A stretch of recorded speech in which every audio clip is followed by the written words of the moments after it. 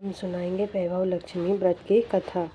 एक बड़ा शहर था। इस शहर में लाखों लोग रहते थे। पहले के ज़माने के लोग साथ साथ रहते थे और एक दूसरे के काम आते थे, पर नए ज़माने के लोगों का स्वरूप ही अलग सा है।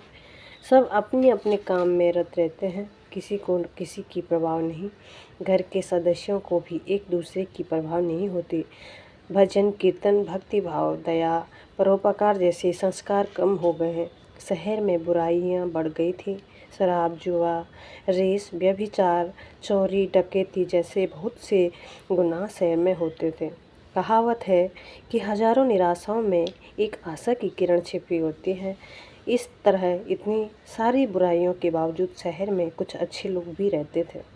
ऐसे ही अच्छे लोगों में सीता और उनके पति की गृहस्थी मानी जाती थी।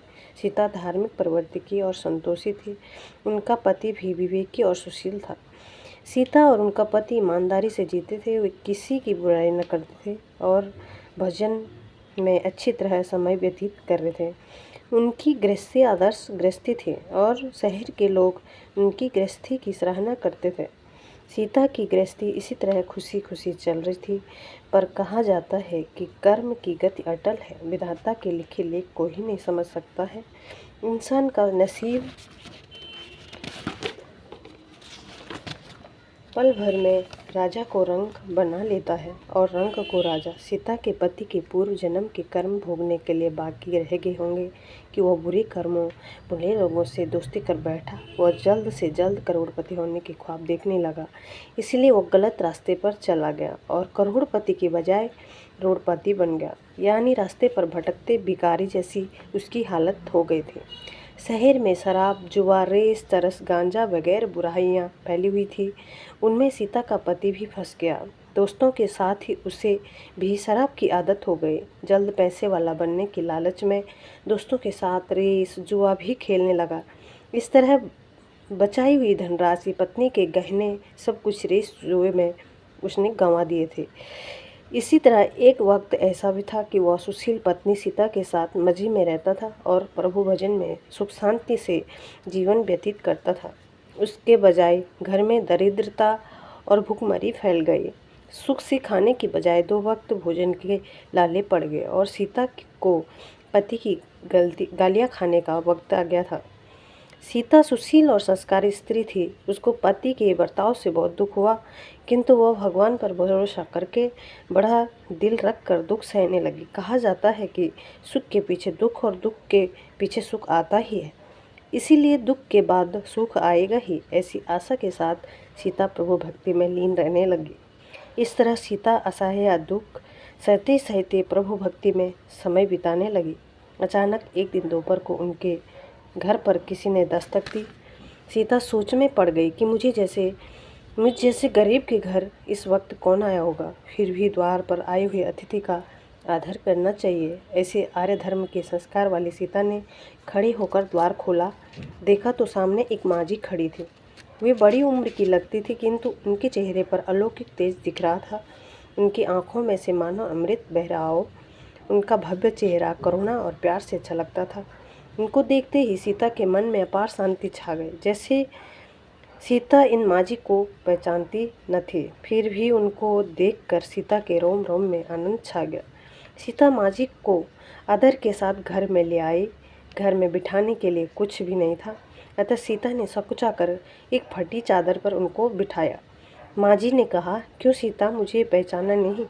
सीता ने सकुचा कर कहा, माँ, आपको देखते ही बहुत खुशी हो रही है, बहुत शांति प्रतीत हो रही है। ऐसा लगता है कि मैं बहुत दिनों से जिसे ढूंढ रही थी वे आप ही हैं, पर मैं आपको पहचान नहीं पाई। माँ जी ने हंसकर कहा, क्यों भूल गई? हर शुक्रवार को लक्ष्मी जी के मंदिर में भजन कीर्तन होते हैं, तब मैं भी वहाँ आती हूँ। वहाँ हर शुक्रवार को हम मिलते हैं। पति जब से गलत रास्ते पर चला गया था, तब से सीता बहुत दुखी हो गई थी और दुख की मारी वो लक्ष्मी जी के मंदिर में भी नहीं जाती थी। बाहर के लोगों के साथ नज़र मिलाते भी उसे शर्म लगती थी। उसने दिमाग पर जोर दिया, पर वह माँ जी याद नहीं आ रही थी। तभी माँ जी ने कहा, तू लक्ष्मी जी के मंदिर में कितने मधुर भजन गाती है। तभी तू दिखाई नहीं देती थी, इसलिए मुझे लगा कि कहीं तू बीमार तो नहीं हो गई है। ऐसा सोचकर मैं तुझे मिलने चली आई हूँ। माँ जी के अति प्रेम भरे शब्दों से गीता का हृदय पिघल गया। सीता का सॉरी उसकी आंखों में आंसू आ गए। माँ जी के सामने वह बिलक बिलक कर रोने लगी। वह देखकर माँ जी सीता के नज़दीक सरकी और उसकी सिसकती पीठ पर प्यार भरा हाथ फेर कर सांत्वना देने लगी। माँ जी ने कहा, बेटी, सुख और दुख तो धूप और छाँव जैसे होते हैं। सुख के पीछे दुख आता है तो दुख के पीछे सुख भी आता है। धैर्य रखो बेटी। और तुझे क्या परेशानी है? अपने दुख की बात मुझे सुना। तेरा मन भी हल्का हो जाएगा और तेरे दुख का कोई उपाय भी मिल जाएगा। माँ जी की बात सुनकर सीता के मन को शांति मिली। उसने माँ जी से कहा, माँ, मेरी गृहस्थी में भरपूर सुख और खुशियाँ थी। मेरे पति भी सुशील थे। भगवान की कृपा से पैसे की बात में भी हमें संतोष था। हम शांति से गृहस्थी चलाते, ईश्वर भक्ति में अपना वक्त व्यतीत करते थे। यकायक हमारा भाग्य हमसे रूठ गया। मेरे पति की बुरी लोगों से दोस्ती हो गई। बुरी संगति की वजह से वे शराब, जुआ, रेस, चरस, गांजा वगैरह खराब आदतों के शिकार हो गए और उन्होंने सब कुछ गंवा दिया और हम रास्ते के भिखारी जैसे बन गए। यह सुनकर माँ जी ने कहा, सुख के पीछे दुख और दुख के पीछे सुख आता ही रहता है। ऐसा भी कहा जाता है कि कर्म की गति न्यारी होती है। हर इंसान को अपने कर्म भुगतने पड़ते हैं, इसलिए तू चिंता मत कर। अब तू कर्म भुगत चुकी है, अब तुम्हारे सुख के दिन अवश्य आएंगे। तू तो माँ लक्ष्मी जी की भक्त है। माँ लक्ष्मी जी तो प्रेम और करुणा की अवतार है। वे अपने भक्तों पर हमेशा ममता रखती हैं। इसीलिए तू धैर्य रखकर माँ लक्ष्मी जी का व्रत कर, इससे सब कुछ ठीक हो जाएगा। माँ लक्ष्मी का व्रत करने की बात सुनकर सीता के चेहरे पर चमक आ गई। उसने पूछा, माँ, लक्ष्मी जी का व्रत कैसे किया जाता है?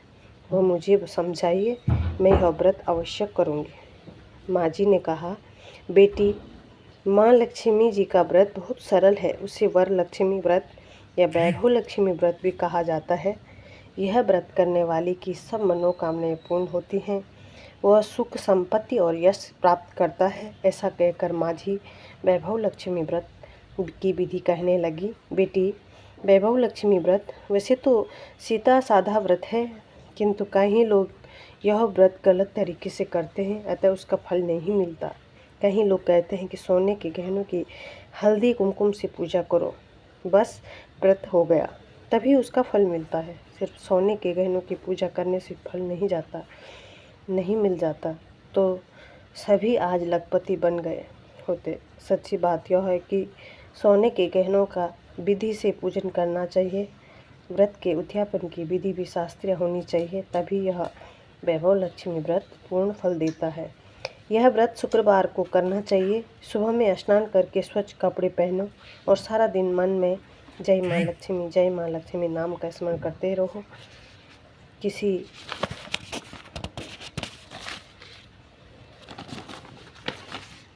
किसी की चुगली नहीं करनी चाहिए। शाम को पूर्व दिशा में मुंह रहे इस तरह आसन पर बैठ जाओ। सामने पाटा रखकर उसके ऊपर रुमाल रखो। रुमाल पर चावल का छोटा सा ढेर करो।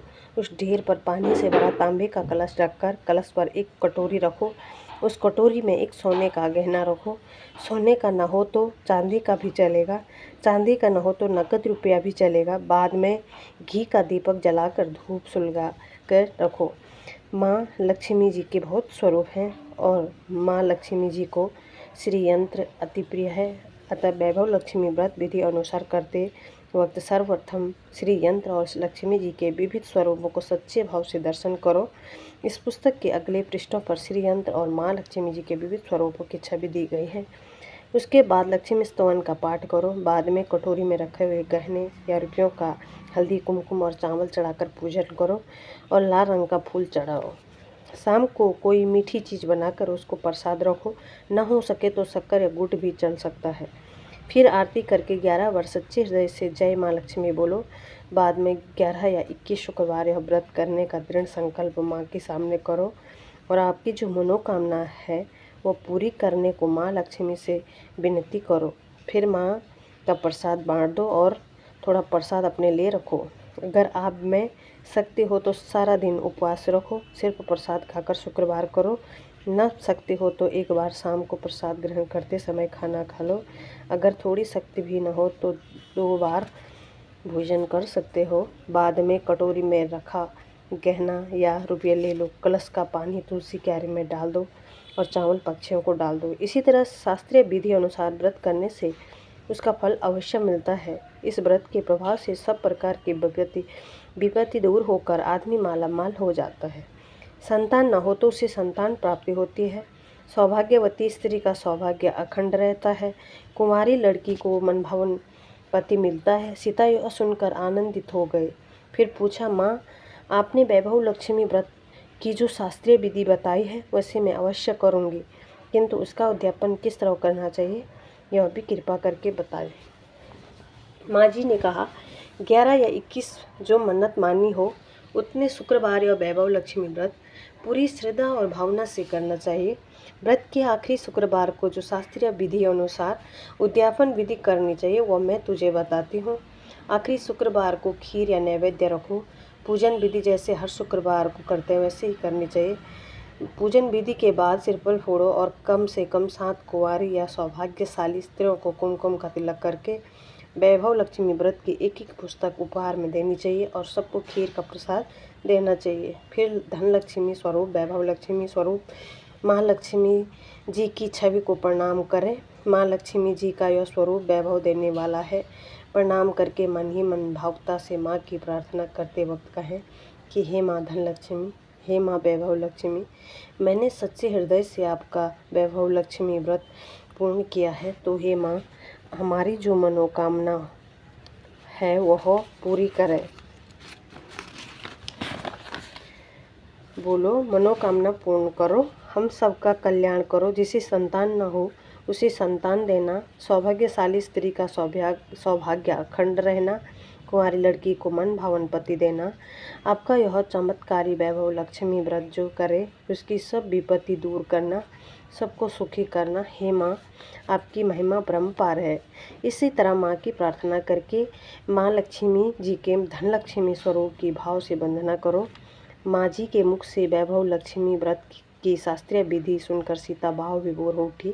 उसे लगा मानो अब सुख का रास्ता मिल गया है। उसने आंखें बंद करके मन ही मन उसी क्षण संकल्प लिया कि हे वैभव लक्ष्मी माँ, मैं भी माँ जी के कहे मुताबिक श्रद्धा से शास्त्रीय विधि अनुसार वैभव लक्ष्मी व्रत 21 शुक्रवार तक करूँगी और व्रत का शास्त्रीय विधि अनुसार उद्यापन भी करूँगी।